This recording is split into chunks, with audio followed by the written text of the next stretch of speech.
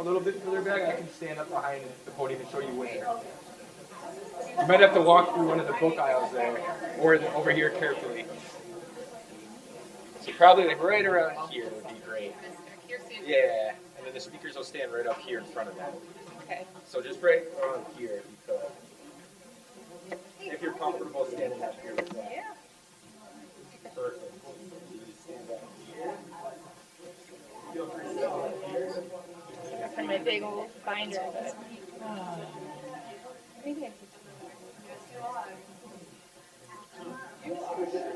you guys want to come closer? No, they will. This way they can be seen. Chris, are they too far back or you good? Yeah, if you guys want to take like Okay. 3 steps forward then too. Slide to the left. What's that?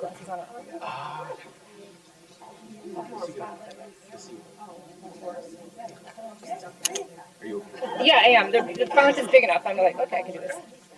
All right, fantastic. And Aaron, if you want to stand up here too. Yeah.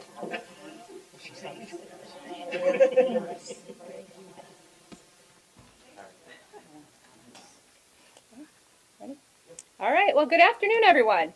I am Dr. Jill Underly, Wisconsin's elected state superintendent of public instruction, and I'm here to talk with you this afternoon about how, through my biennial budget request, Wisconsin can meet the needs of our public schools, our kids, and our educators.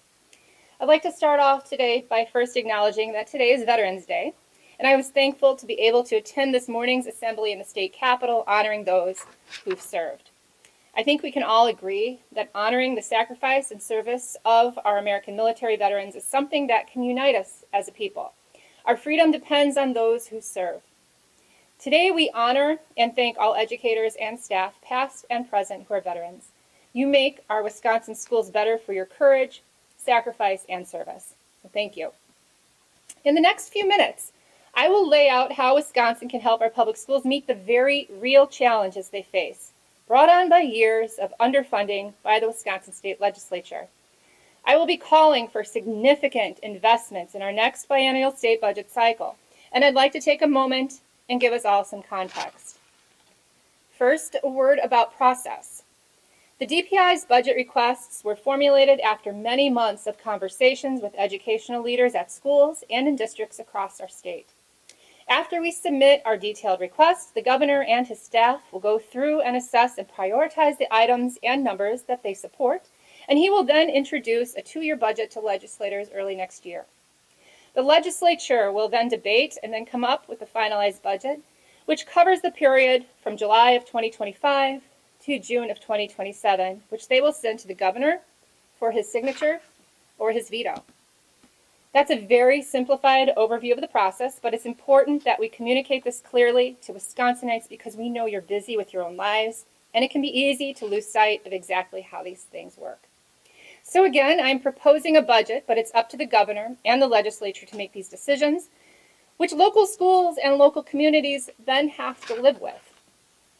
The department I'm elected to lead, the Department of Public Instruction, puts together our budget requests based on listening to educators and community leaders all over the state. We sift through the feedback, look through all the data we collect, and we rely not only on the expertise of our own staff, but on the expertise and perspectives of district and school staff across the state. We also base these requests on the needs that we know exist right now and the needs that we know are coming in the future. We have to think long-term and how we are positioning Wisconsin to compete in the global economy. Of course, our primary focus is on the students of Wisconsin and on the people of Wisconsin. We all are, in addition to being public servants, taxpayers, tenants or homeowners. Many of us are parents or caregivers, and we are all community members. We are invested in not only creating the most good we can, but in being responsible economic stewards of our shared state resources. So with that context, I want to give you an overview of what these main budget requests are and talk about the concrete needs that we are trying to address for our students and our schools. For the last few weeks, I've been traveling across the state and I've made a number of proposals to help attract more teachers to the profession, to improve literacy and mental health of students, and to support more healthy meals for kids so they can learn. Today, I am adding to what I've announced before and proposing an additional $3 billion investment in direct aid to schools to sustain and improve public education in the state of Wisconsin. The state has an opportunity because we have a surplus. We have a critical opportunity to reinvest in public education and ensure our schools have what they need to ensure our kids' success. Especially important is that these investments will significantly reduce the number of referendum for operating costs in local communities. We will hold down local property taxes while investing in education. It's a true win-win. The way that we, as a state, fund public education has left schools and districts in perilous financial positions for years. The time is past due to invest in our schools, especially in this particular moment when we have a surplus and as federal pandemic-era relief funds expire. The need is there, and we can provide sustainable funding to Wisconsin's public schools by making changes to the way we fund our public schools. First, we need to acknowledge the heavy burden on districts from our low state reimbursement for special education services, which is hovering at 32%. In order to afford these legally mandated services, many districts have been forced to cut student programming just to cover these required costs. Let me be clear about what that means. We, the state, have a law, and there are federal laws, that school districts must provide special education services to those kids that need it. Then, instead of funding those services, we only give school districts less than 1/3 of what it costs them to provide those services. That's simply unsustainable, and local schools are struggling to afford what they need for all kids. It's a system that does not make sense. So to help offset costs to districts, my budget proposes to increase the special education reimbursement rate to 75% next year, and then get that rate up to 90% by fiscal year 27. This will help all kids.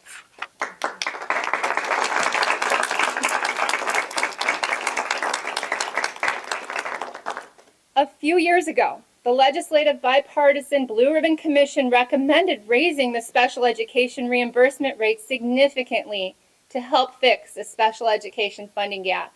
But as has been the case for many years, the bipartisan group's recommendations never materialized in the legislature. Now is the time. We can and need to get this done. Next, one of the most important and meaningful changes is making desperately needed adjustments to revenue limits. The vast majority of the funding for our public schools in Wisconsin is determined by these revenue limits, which limit how much money school districts can get from general state aid and property taxes combined, and then limits what they can spend. Revenue limits were implemented 30 years ago.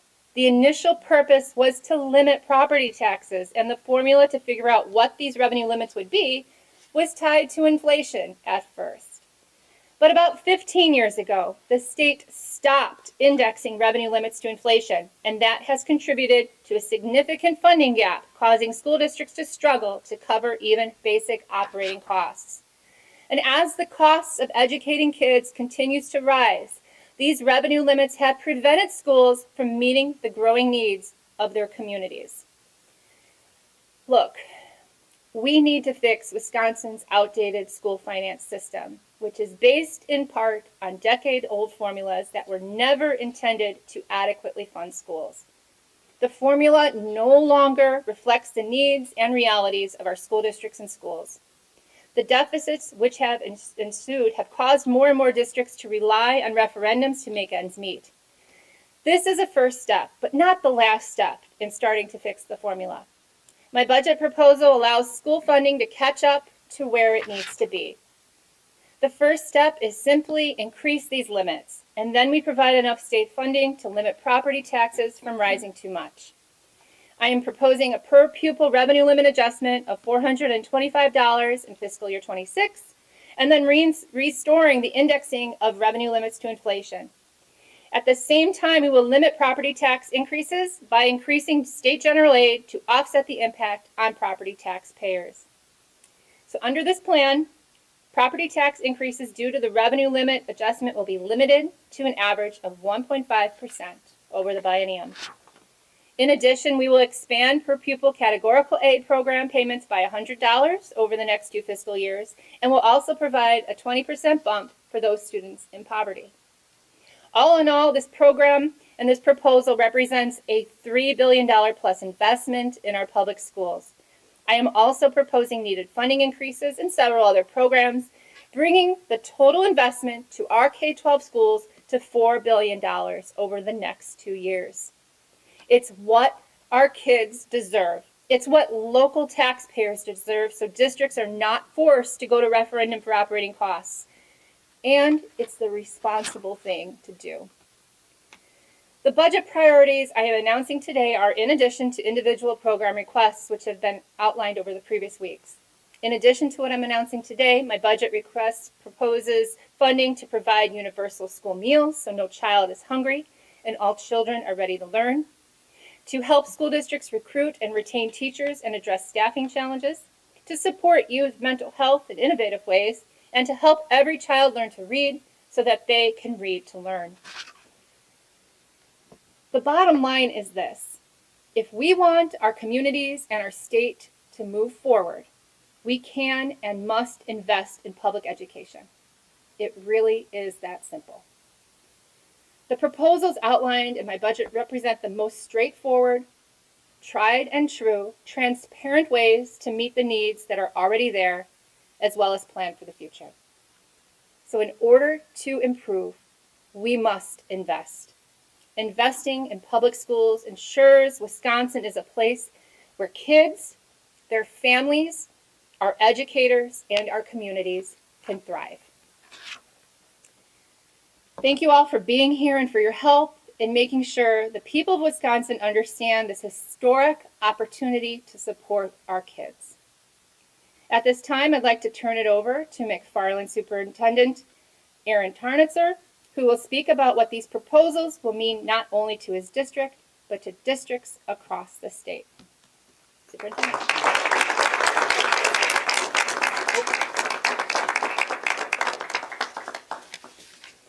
Hello, everyone. Thank you for being here, and welcome to the McFarland School District. My name is Aaron Tarnitzer, and as I say every day, I get to be the superintendent of the McFarland School District.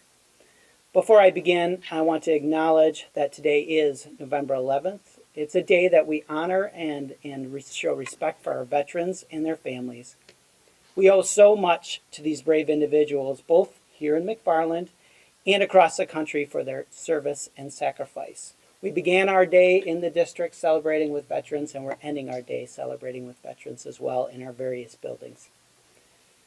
The McFarland School District is one of a record number of Wisconsin districts that had to ask voters to pass an operational referendum in 2024 due to the inadequate state funding. In April, our community voted against this referendum, and we were forced to make over $1.2 million of cuts. These cuts have deeply affected our ability to fulfill our mission of meeting the needs of every learner every day. We have already felt the consequences of those cuts, and unfortunately, our students are paying the price. As we plan for another referendum this November, we met with community members to explain the impact of the cuts and the challenges of school funding. What we heard was frustration and anger, not with the district, but with the lack of support from the state. In a survey we sent to our community, over 1,400 of our residents responded. Many voiced frustration, not just about paying more taxes, but with the reality that our state funding has not met the basic needs of public schools. One resident said, "I'm not excited about increasing property taxes, but the state isn't addressing these issues.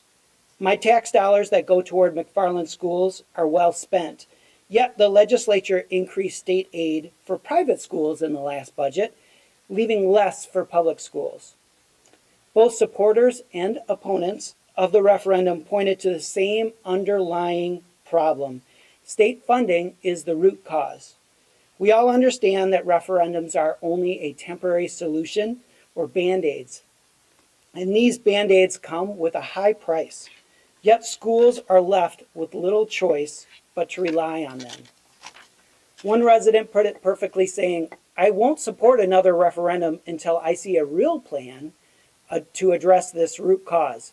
Taxpayers shouldn't have to keep footing the bill when the state hasn't provided sustainable funding." We find ourselves in a cycle of never-endings, where districts repeatedly ask taxpayers to support referendums simply to keep up and to keep the lights on. People are frustrated. They see the state holding a budget surplus, yet they're being asked to dig deeper into their own pockets. They feel like they've already paid for this, but they are still being asked to contribute more. This cycle has not only financial costs, but emotional ones. It creates division in our communities, and McFarland is no exception to that. It pits neighbor against neighbor, taxpayers against school leaders and school districts, and even villages against their schools and schools against villages, because we're all competing for the same limited resources.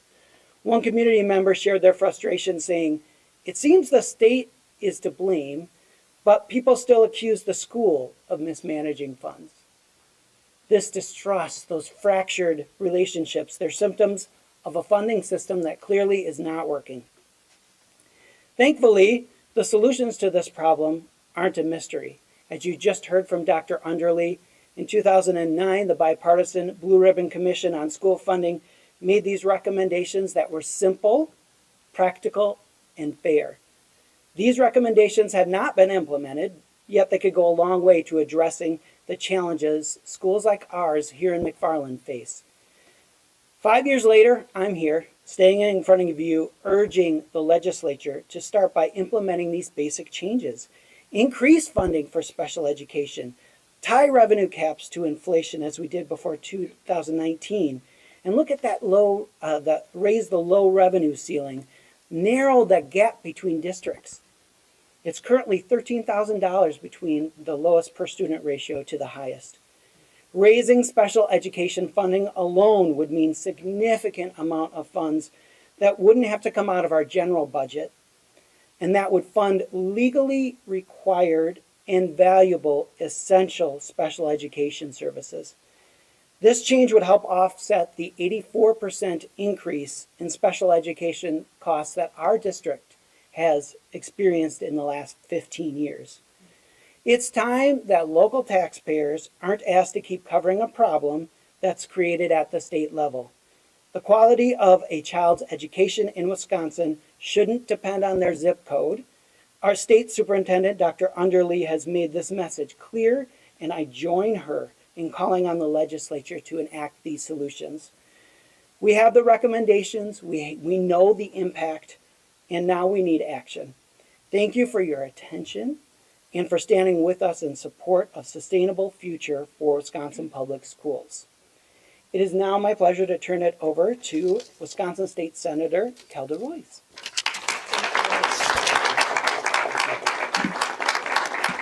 Thank you so much, Superintendent. Thank you, Dr. Underly. It's great to be here in a school, especially one where my kids aren't yelling at me for something. It is truly a privilege to be here in support of a budget that finally puts kids at the center. This is what it looks like to meaningfully invest in our most important resource in this state, which is our children, and the public schools that help them become successful adults and achieve their dreams. So I really want to thank Dr. Underly for once again being the state's foremost champion for our kids and for public schools. We can applaud that.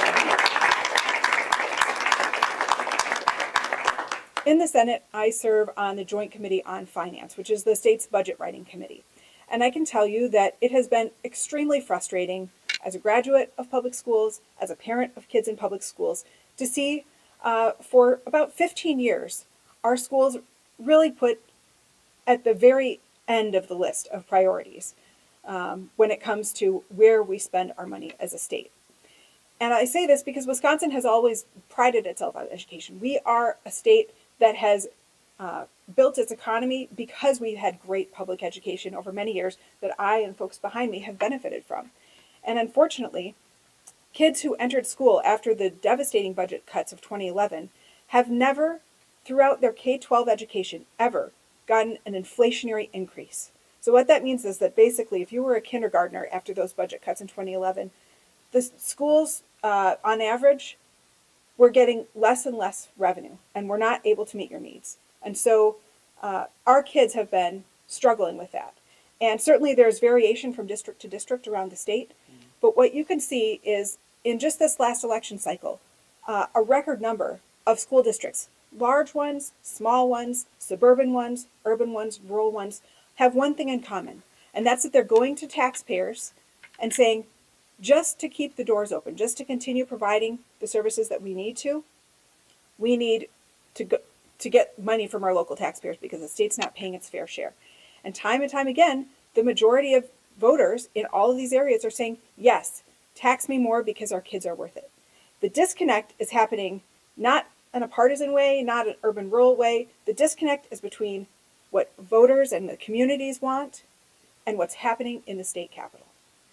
What happens when the Republicans on Joint Finance Committee decide that they are not going to invest the surplus that we have, $7 billion in the last budget, and well over $4 billion in the upcoming budget, in our kids. Taxpayers have already paid to invest this money. We expect it to be used in the way that is going to benefit our state and certainly our state's economy in the long run. And thus far, we have not been able to get agreement with the legislature to do that. My hope is that that will change. We have seen new, fairer maps that allow for greater accountability. But more importantly, we have seen again and again real agreement across the state that what matters is making sure that every single one of our kids has a real opportunity to succeed. And that starts and that is made real by public schools and public education. So I look forward to supporting this budget. I think it will be transformative for the state. And the great news is it protects taxpayers, it is responsible, and we've already paid to make these investments. Thank you.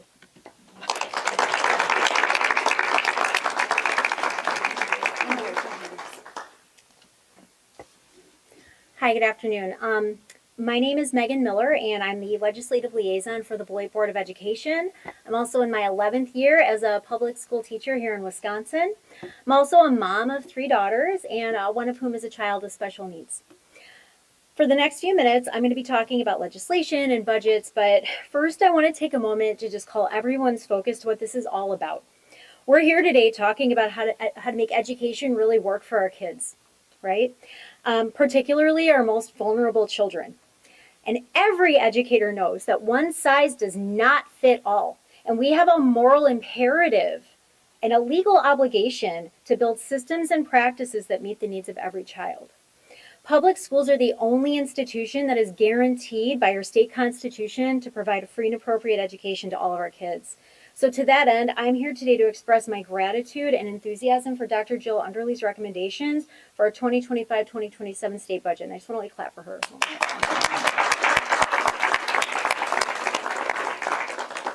So I'm going to talk a little bit about Beloit. Beloit is a community that I moved to in order to teach. I'm not a Beloit native, but it has become the love of my life outside of my own children. It's just the most amazing community, and it's a privilege to be there. The school district of Beloit is among the districts, though, that is most underserved by our current statutes and funding formula. We are penalized for declining enrollment, declining membership, increased equalized property value hurts us. Paying an independent charter school actually more per pupil for our kids to attend it than we receive in funding for our own kids to attend our own district. Paying into the statewide voucher program, the list goes on.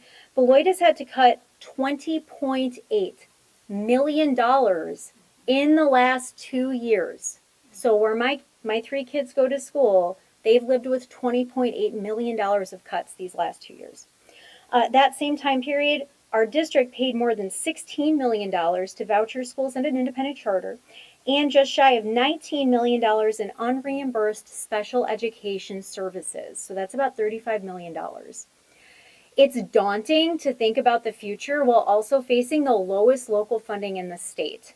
Beloit's story continues to unfold as a real-life example of the Matthew effect. The advantaged reap advantages, and the gap between the disadvantaged widens. 82%, just for reference, that our neighboring district, Clinton, which is a fabulous school district as well, 82% of their students are white. 30% of the students that we serve are white. 43% of the students that our neighboring district serves are economically disadvantaged. 73% of the students that we serve in Beloit are economically disadvantaged. Clinton gets to the tune of thousands of dollars, significantly more per pupil funding than our kids do. So these recommendations brought forth by DPI offer fresh and really needed hope to mend a broken funding system. So when I heard about this just yesterday afternoon, I literally got chills. I'm so thankful to be here today. There are a few things that I really need though people to understand about what passing these recommendations would mean. So just high level, number one, according to the National Bureau of Economic Research, a $1 increase in per pupil state aid increases aggregate per pupil housing values by $20. Further, research shows that investments in K-12 education will create thousands and thousands of jobs over time, which then will really pay for these investments, right, with this increased tax revenue. Ultimately, it pays for itself. Number two, investing in special education is an investment in education for all of our kids. Currently, school districts have to pull money from our general funds to fully fund special ed.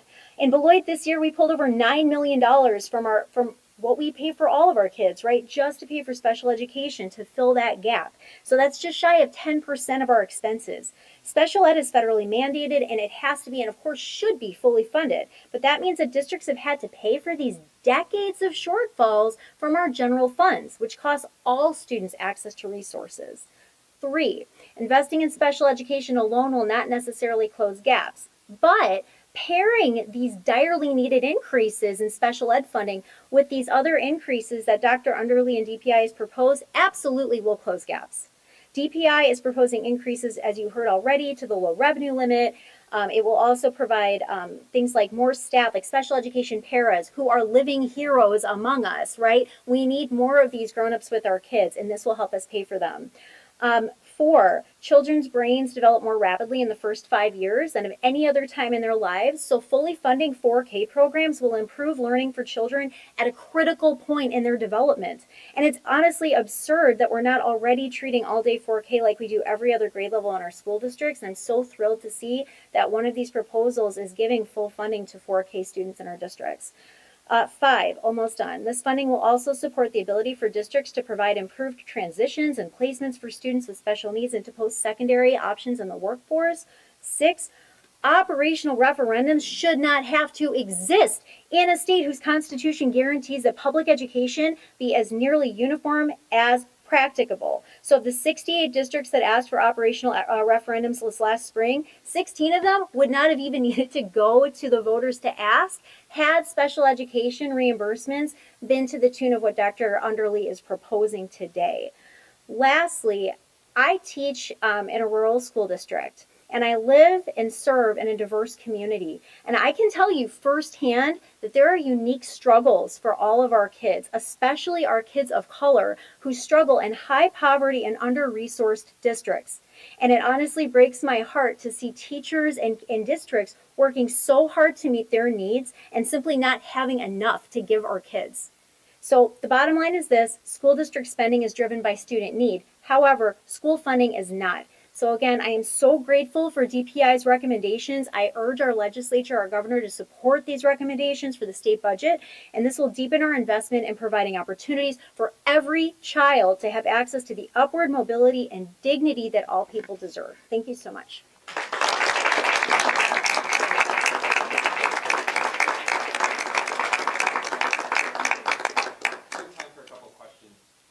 Well, part of the reason all this happened in 2011 was the state was broke, right? It was run through, So how can we be sure that in 10 years when the state budget isn't doing as well as it is now, all this extra spending hasn't leveraged the state to be broke and then we got to come back, cut stuff again? Like how is this sustainable? I think that's certainly, one of the possibilities. But I mean, the fact of the matter is we have a surplus now, and we haven't used it. And so for the past 15 years, our kids have lived in austerity, even when our state economy has been doing well. So the time is now. We need to invest in our schools so that we can run on those good fumes, even in times when things are, maybe tight. But we can certainly do something about it now. Senator Royce or Dr. Underly, we've been here before, the last budget, many things were proposed, but a lot of it got cut during the budget committee. So what's going to happen this next time? I mean, do you see this as an uphill battle? Sure. I see everything in my job as an uphill battle. And when you have to get a majority of the Senate and the Assembly on board, as well as the governor, it's always a challenge. That said, I do think that when legislators have to face real accountability from the voters, and we saw, a huge increase in the number of Democrats elected, many of them running very strongly on a pro-public education platform against Republicans that have voted to cut public education, I think that's going to make some of the Republicans look around and take notice and say, hey, my colleagues aren't here. We all took those bad votes. Hey, maybe we should actually do something with this over $4 billion. Maybe it's time to invest in our kids. And because of that, I think we actually have a better shot this year of making some gains on this. Yeah, I would like to add to that. Certainly, lots of support for public education out there. And I think legislators, Democrats, Republicans, have to listen to their constituents. Certainly we saw with the approval rate of referendums, public education matters. People care about their schools, they care about their communities, care about their kids, and our elected officials need to listen to those people. There is support among Republicans alike as well for an increase in special education, and there has been for years. And it's about priorities, and it's time to make public education that priority. Any other questions? So Robin Boss said that the surplus will go back to taxpayers. What would you say to bring people, taxpayers, on your side to see why these improvements are needed? Well, Already have? yeah, I can certainly defer, but I'll just say that public education is enshrined in our state constitution. It is a state responsibility to fund it. The state has not been funding it to the levels it needs to be funded. It is not something that should go back on our taxpayers to have to fund. The funding is there, and I would say that we've paid our taxes in good faith, and we certainly need to use that money towards our public schools. Senator? Yeah, I think the taxpayers are making it very clear that they want to see public schools funded, and that is why overwhelmingly these referendums, which are to tax yourself a disproportionate amount to pay an amount that should be shared by all state stakeholders, they pass overwhelmingly. When Robin Voss talks about tax cuts, and when Republicans in general talk about tax cuts, he's not talking about making sure that that money goes back to you. He's talking about making sure it goes to the people who are already doing the best off. The wealthiest among us, big corporations, that's who is getting the bulk of money under the plans that they are proposing. And even their most generous plans are still tremendously skewed towards the wealthy and the well-connected. I can tell you this. Millions of people in our state want to make sure that every kid has the opportunity to succeed. And those people, those voters, parents or not, they need our kids to have the opportunity for great education way more than they need $30 or $50 or $100 from Robin Voss. All right. Thank you all for being here. Yeah, thank you all very much. We're speakers should just come together. Make sure everyone kind of just crowd in around and give me a shot. We're gonna, Megan and I don't want to trip over This way. 1, 2, 3. Wait, I gotta get fix my hair. There. 1, 2, 3. 1, 2, 3. 1, 2, 3. Thank you. Thank Thank you. you. yeah, thank you, nice work. Thank you. Appreciate it.